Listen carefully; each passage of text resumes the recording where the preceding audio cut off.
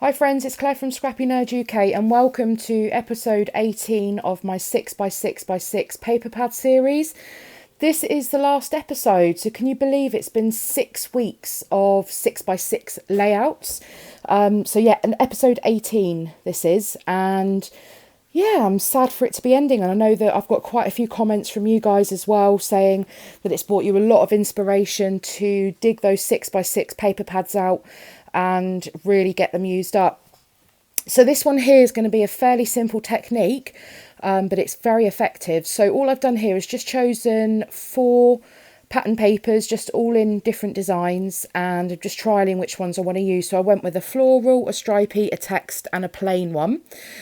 And I've already pre-traced out these letters. So what you can do is print some letters off just on printer paper. Now I've traced them onto some tracing paper and I'm just going to draw around that and then cut this out of the 6x6. I kept breaking the lead in this pencil. I was just being a bit heavy-handed this day, trying to get this layout done. So I'm going to cut an X and an O out of each of the pattern papers. Now you could, if you wanted the centre bit of the O cut out as well, you could use a craft knife to get the middle out, but I quite like it as it is. So I'm just going to, apologies, that is a train going past. This is the last voiceover I am doing in the old house before we move, hopefully. So apologies if you heard that train go past them.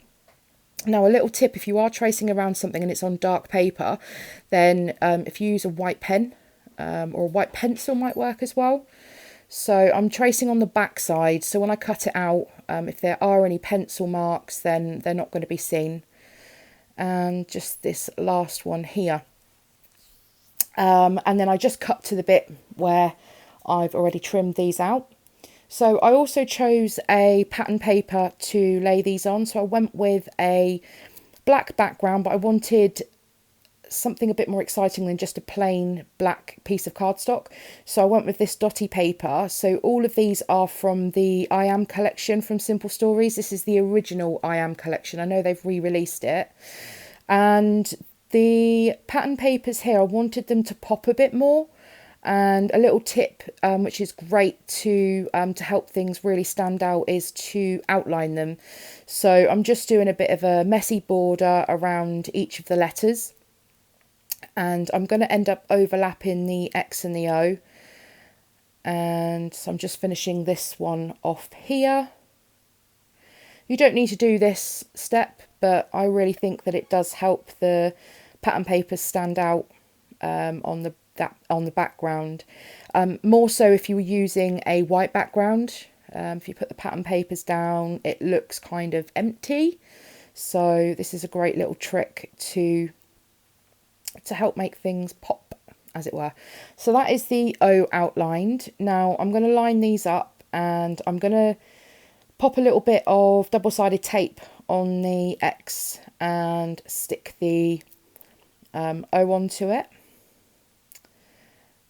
Just lining these up, whether I want the O over the top of the X or vice versa, and I quite like that formation, so I'm just going to stick those together, because what I am going to do is I'm going to pop these both up onto some foam dots to give it a bit of dimension as well, and that will help just keep them together when I go to stick them back down.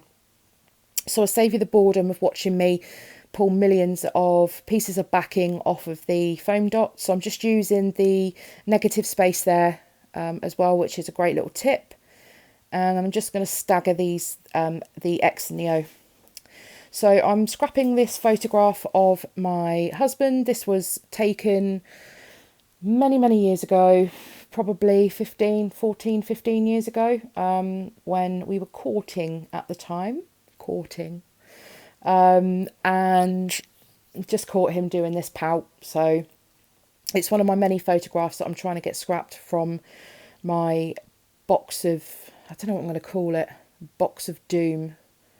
Photos of doom that are just random, no particular order, no particular year, no particular event. I just want to get them scrapped, and I have come to the realisation I am actually throwing some away. So ones that are really poor in quality, blurry, anything like that, then I'm just getting rid. And anything else I am going to then probably, when I sort of get to really down to the dregs of the photos that are left, I'm probably just going to scrap them into a traveller's notebook and make just a random traveller's notebook. So they get documented in some way, but I'm not creating sort of 12 by 12 layout one after the other. So again, because the O is up onto some foam, I've just put a couple of dots to the bottom side of that photo. So when I stick it down, it's all level. And I've just layered 3 pattern papers behind that. Again, that's all from the paper pad. So this is my little tray of embellishments. Now watch me faff with this paperclip for about 5 years. And the funny thing is I don't even end up using it on this layout. But hey, that's what happens with embellishments. You try it and sometimes it works and sometimes it doesn't. And in this case it didn't. And yeah, so there's some chipboard, there's some of these paper clips, there's some ephemera, there's some brads, but they're the adhesive backed brads. And I'm just going to go through and choose a few elements. So I like that little key, a couple of arrows, and I think this is where I find that little heart chipboard piece as well. And this is where I make my title up. So I nearly put that banner piece on, and I do like it with and without. So this is my title. I am loving life. So my title is going to sit in that O. And this is where I swap out the paper clip because I find that little heart one that says loved. And I think that looks a lot better. I love this little floral piece, and I was going to put it down by the photo, and I thought, no, I'll tuck it in by that X. And I wish I had another one to sort of match it on the other side, but unfortunately not, so I had to make do with what I had. And then just coming in with these adhesive backed brads, and I'm going to add one into each of the clustered areas. And then I'm just going to, I think that's everything that I include. There we go. Then I'm just going to stick it down. So I'd actually asked my husband to do the voiceover for this video because I thought it would be rather amusing. He swiftly declined. So I need you to show him some support, show him some love that you want him to do one of my voiceovers, and I will show him the messages and I will get him on to do a voiceover. Now he doesn't get scrapbooking. He calls these things that I'm putting on here random crap. That's his words for it. So I think it would be amusing to hear his take on what I'm doing. And but yeah, he needs a little persuading at the moment. Apologies, that's another train going past. Yeah, he does need a little persuading at the moment to come and join in. So he did do some vlogging with me when I did my Disney videos. That does remind me there are some more Disney videos to go up. There's 2 more that need editing, and they will go up. And if you're interested in watching my Disney videos, then there is a playlist on my channel as well. And the final thing is just a few tiny word stickers. So these are Tim Holtz ones, and these are great. I mean, they're like a beigey colour, and this is more in line because the this collection is more cream than white. So I'm just going to add a few of these little sentiments into the cluster by the photo, and then up to the top left cluster as well. And this is pretty much it. So thank you very much for supporting me and joining me on my 6x6x6 paper pad series. This is the last in the series. However, there may be a bonus video up next week.